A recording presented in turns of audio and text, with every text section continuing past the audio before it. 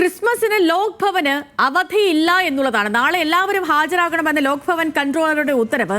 അടൽ ബിഹാരി വാജ്പേയിയുടെ ജന്മദിനാഘോഷത്തിന്റെ ഭാഗമായ ചടങ്ങിൽ എല്ലാ ജീവനക്കാരും പങ്കെടുക്കണമെന്നാണ് നിർദ്ദേശം. സർക്കുലറിന്റെ പകർപ്പ് ന്യൂസ് മലയാളത്തിന് ലഭിച്ചു. വിവരങ്ങളുമായി ചന്തു ചന്ദ്രശേഖർ തിരുവനന്തപുരത്ത് നിന്നുണ്ട്. ചന്തു, എന്താണിപ്പോൾ പുതിയ ഈ സർക്കുലറിന് പിന്നിൽ? എന്തെങ്കിലും രാഷ്ട്രീയമുണ്ടോ? എന്താണ് വിവരങ്ങൾ?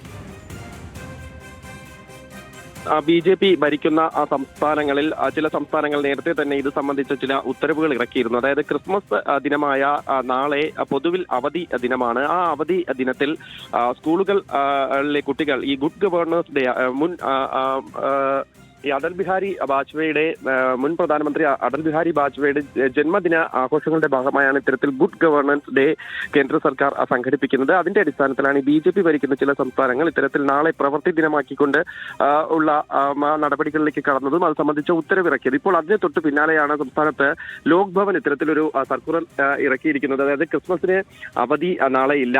ഈ ഗുഡ് ഗവേണൻസ് ഡേ നാളെ ലോക് ഭവനിൽ ആഘോഷിക്കും. രാവിലെ 10 മണിക്ക് ലോക് ഭവൻ ഓഡിറ്റോറിയത്തിലാണ് ഈ ആഘോഷ പരിപാടി സംഘടിപ്പിക്കുന്നത്. അത് സംബന്ധിച്ചാണ് ലോക് ഭവന്റെ കൺട്രോളർ ഇത്തരത്തിലൊരു ഉത്തരവ് പുറപ്പെടുവിച്ചിരിക്കുന്നത്. എന്തായാലും ക്രിസ്മസ് ദിനം സംസ്ഥാനത്ത് പൊതുവിൽ നാളെ അവധിയാണ്. ആ അവധി ദിനത്തിലും ലോക് ഭവൻ നാളെ പ്രവർത്തിക്കും എന്ന് ഈ സർക്കുലർ കൊണ്ട് ഉദ്ദേശിക്കുന്നു.